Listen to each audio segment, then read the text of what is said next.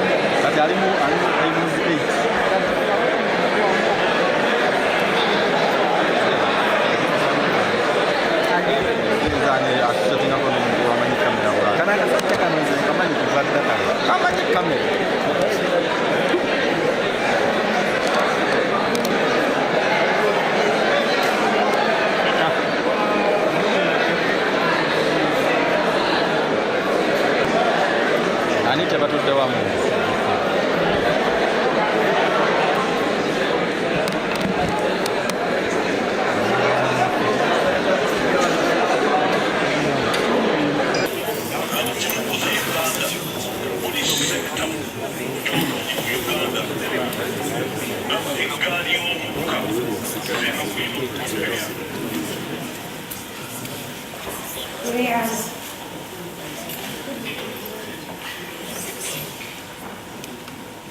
Almighty God, who in your infinite wisdom and providential goodness leaders and fathers from sitting, and in the VIP gallery we have the Honorable Alice Alaso, former MP Honorable Fred Bill, former MP for Kole, Honorable Ibi Dekwao, former MP for Kabela Maido, Honorable Marino Bonji, former Yala MP, Honorable Paul Mwiru, former MP, Jinja East, Honorable Dennis Namara, our Yala representative. Welcome.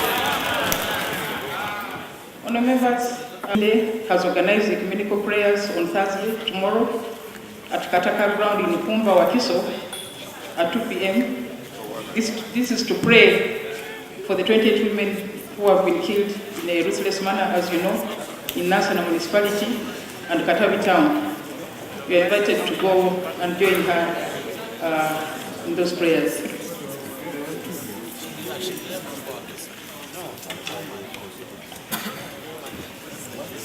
Honorable Herbert Ariko, MP for Soroti municipality, and the Christians of Soroti diocese invites you members to a grand fundraising on Saturday, 30th September 2017, support of construction of St. Peter's Cathedral, Soroti. The President will be the guest of honor. Now, honor members, you may recall that this House has not been able to conduct business properly since the 21st of September, where members were not willing to listen to their colleagues who had different opinions, and the Deputy Speaker was forced to adjourn the House without conducting any serious business. But before I go on with that one, I have received some credible information that Honorable Kibule, MP from Kono County North, endangered the safety of members by bringing a firearm into the chamber of this parliament, contrary to Rule 74 of Rules of Procedure. I have checked the footage. Honorable Kibule did not go through security check. He came from the side of the office of the President, into the North Wing, and then into this chamber. So I'll be suspending you. Now, at the sitting of yesterday, the unruly conduct of last week was repeated. The Speaker could not be heard in silence. Members were standing, climbing over the chairs and tables. They were dressed in a manner that violates Rule 73 of Rules of Procedure. I made several calls to the members to sit down and be orderly. This was not adhered to. Some members crossed from one side to the other in a menacing manner, contrary again to Rule 74 for Rules of Procedure. The Speaker could not address the House in silence, as many members were menacingly standing near the Speaker's chair. As I told you yesterday, this Parliament is a place to speak, to exchange views, including listening to those you do not want, you do not agree with. We cannot all have the same views. That's why one of the cardinal tenets of parliamentary etiquette, and indeed as provided for in the rules of procedure, we should always listen to each other. The actions of many of you, whom I'm going to name, I noted them yesterday. I should have named you yesterday, but because of the noise, I could not. So today I will name you. My responsibility is as follows.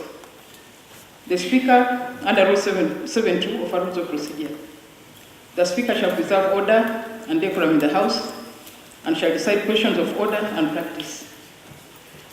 Rule 77 and 79.2 provides that the Speaker's powers, gives the Speaker powers to order any member whose conduct is grossly disorderly to withdraw immediately from the House. Under Rule 80, I'm permitted to name the members who have been misbehaving. Under Rule 80, Sub-Rule 2, a power to suspend the member from the service of the House. And under Rule 8, the Speaker has authority to decide on issues not expressly provided for. I got this rule, as I said, because ordinarily I should have done this yesterday, but it was not possible, as I've already explained to you. And it was witnessed by everybody, including the whole nation. But I took note. I was writing, as you were shouting, I was writing your names. Therefore, in accordance with Rule 80, Sub-Rule 2, I name and suspend the following members of Parliament from the service of this House for the next 3 sittings. The effect of suspension is that you immediately withdraw from the chambers. The suspension means that you will not attend committees, you actually will not enter the presence of this Parliament and remain away for the next 3 sittings. So,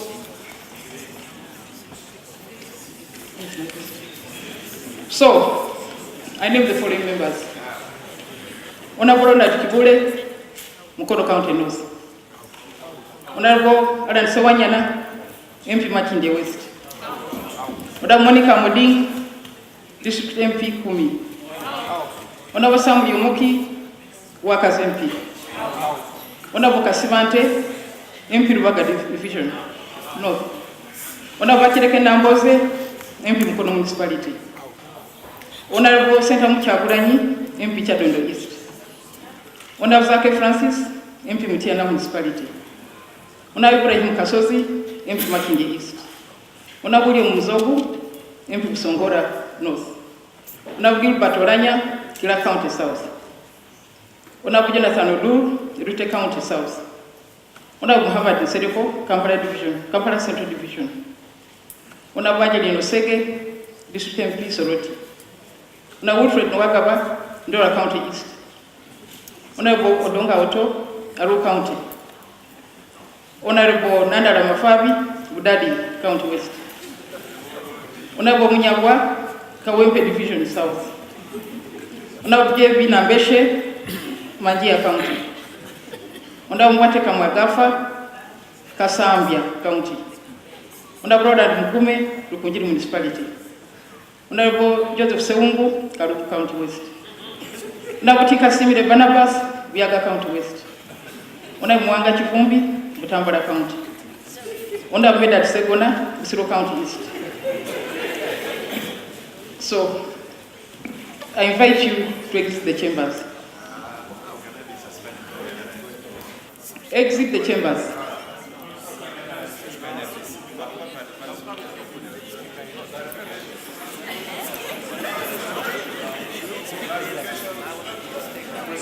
Sit down. Sit down. This is my department. How can NRM suspend everything? Exit the chamber. You understand English? There's no guidance. Get out of the house. Nothing don't procedure. Get out of the house.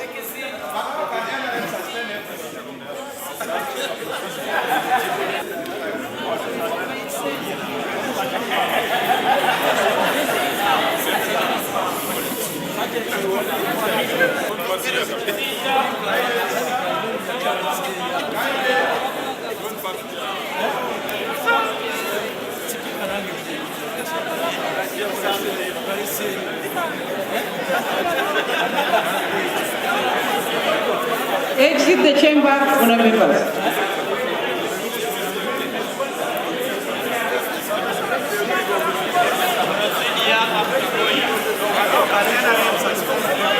Exit the chamber.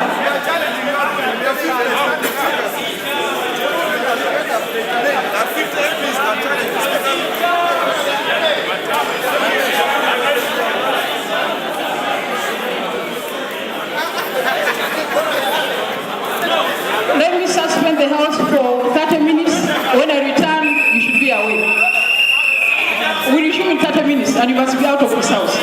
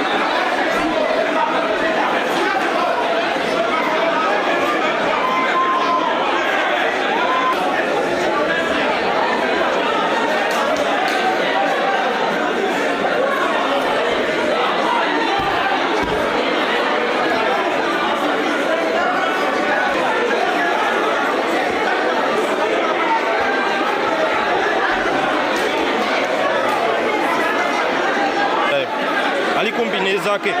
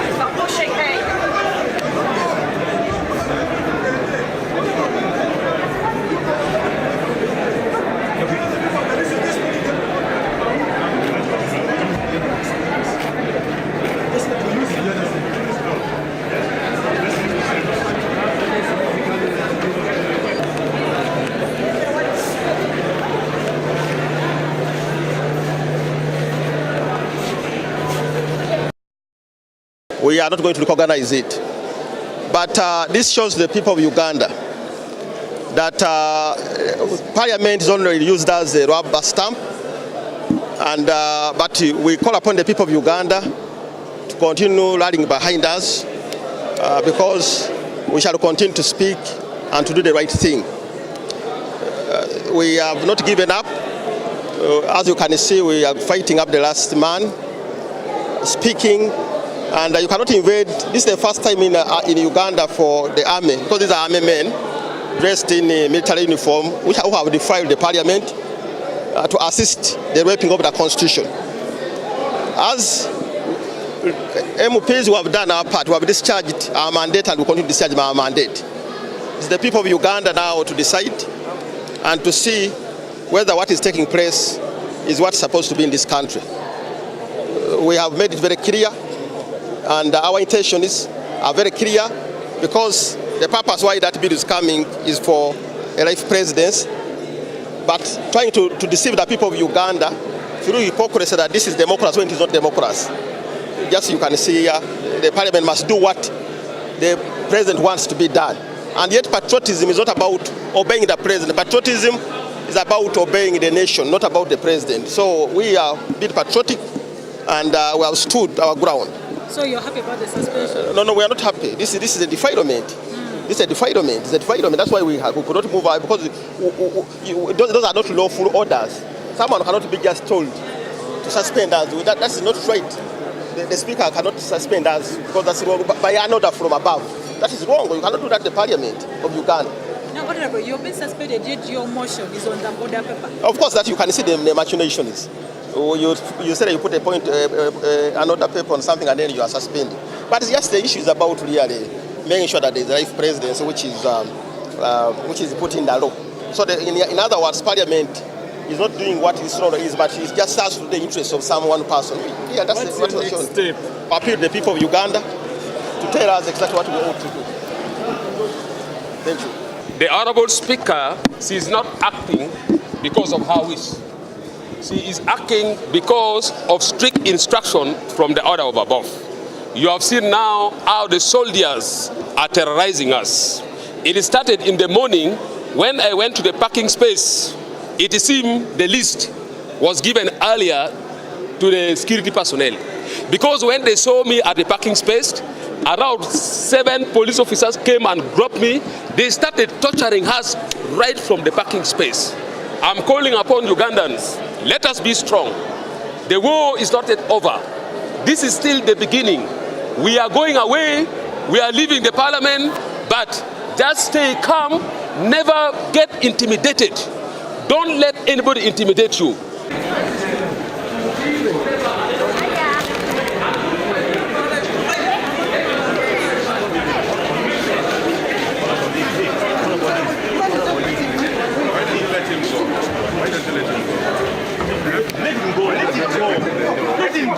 Let him go.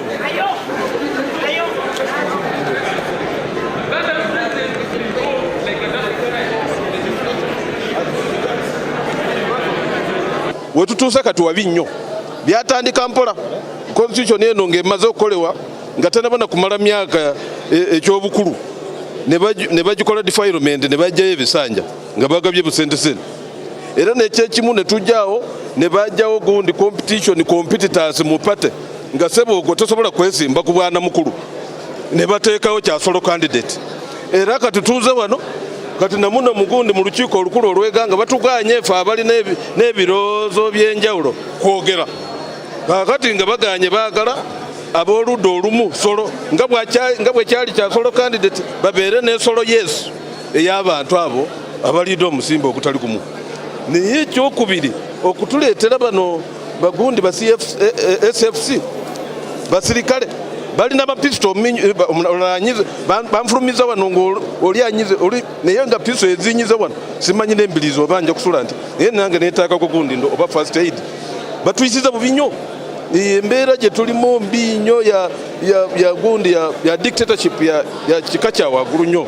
Naye omulanga gwenkubira Abannayuganda, eno ensi yaffe tujagale kyenkanyi. Nze bwe mba ndi bangobye mu parliament eyo sacrifice njikozelwa abantu bange abemanja sifuddeyo niye nkabira abana Uganda mwena abali mu Uganda wano mumanye ndi kato dictator ajeyo gundi kalaze zenyini mutegeero obulungi biri abada asaaga ne parliament eno mubeere ku ludimbe era mbaddewo naye okutta abasajja olesa amajega kuba abantu gabatte omuli n'omulwadde gwomanyi kabaziguluka ali muli kati mwami kyala kaddaga afunye muki kino kye tubagamba kye twali twagala tufune speaker ali mpasho ng'omulimu gwa speaker balanga mulange sigwa wa NRM 30 minutes we are ready to go out on condition but even when she suspended the house soldiers came in SFC to arrest us and beat us.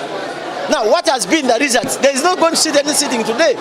But this was Museveni's aim to finish Kadaga politically, and she has finished her. This is what you are saying always, that kindly, let us have an impartial speaker, not a speaker coming from one political party. Kadaga is finished, no more.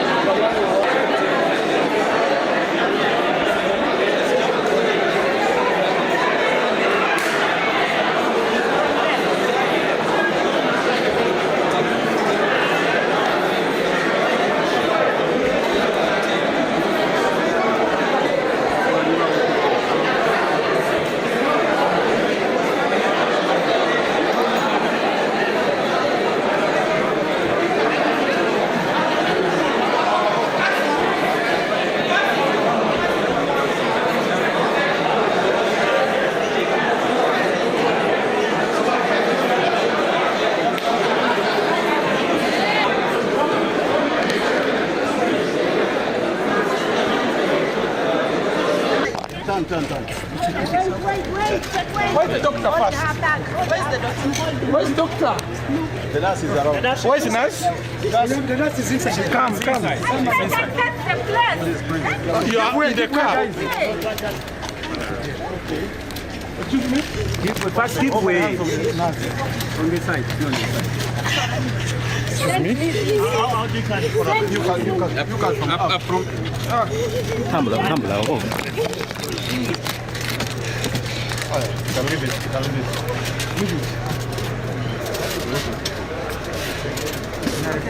She was beaten badly.